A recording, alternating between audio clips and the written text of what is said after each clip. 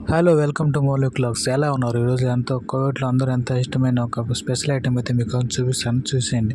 ఇదే ఖర్జూరం అనమాట. ఖర్జూరం అరబీలో తమరన్ అంటారు అనమాట. దీని కాస్ట్ వచ్చేసి 250 పిల్స్, అంటే మన ఇండియన్ రూపీస్ 70 రూపాయలు అనమాట. దీన్ని పిలిన్ అంటారనమాట.